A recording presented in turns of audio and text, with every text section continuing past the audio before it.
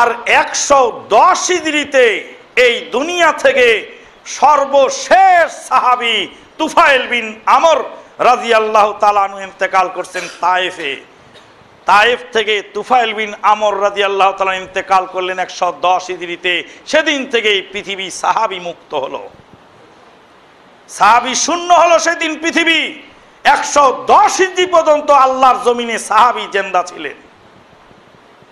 110 জন, প্রায় 110 জন সাহাবী, তারা কেউ ইমাম হুসাইন রাদিয়াল্লাহু তাআলা আনহুর সাথে কারবালায় গেলেন না। তারা সবাই মানা করলেন, বিষয়টা যদি হক বাতিলের দ্বন্দ্ব হবে তাহলে সাহাবায়ে কেরামগণ অবশ্যই সাথে যেতেন, ঝাঁপিয়ে পড়তেন, বাধা দিতেন না।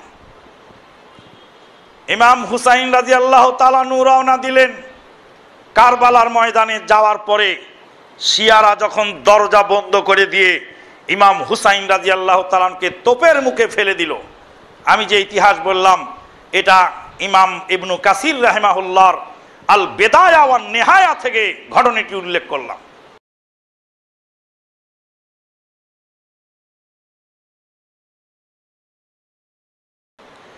দরজা বন্ধ করে ওরা ইমাম হুসাইন রাদিয়াল্লাহু তাআলা আনহুকে কারবালার প্রান্তে তোপের মুখে ছেড়ে দিল।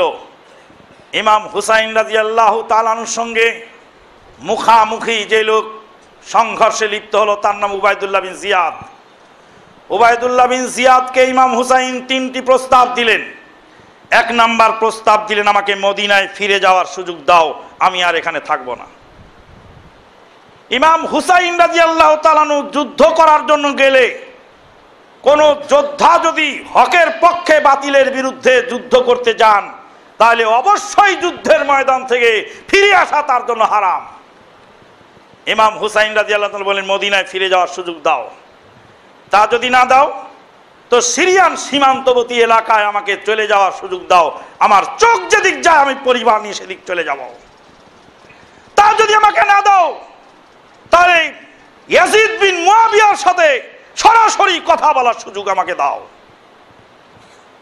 ইমাম হুসাইন রাদিয়াল্লাহু তাআলা আনহু ইয়াজিদ বিন মুয়াবিয়া রাহিমাহুল্লাহকে ভালো চোখে দেখতেন। তার 3য় প্রস্তাবে এটা প্রমাণিত হয়। তিনি আশাবাদী ছিলেন যে ইয়াজিদ বিন মুয়াবিয়ার সাথে সাক্ষাৎ করলে অবশ্যই সংকট নিরসন হবে, অবশ্যই একটা ভালো রেজাল্ট পাবো, ভালো কিছু পাবো।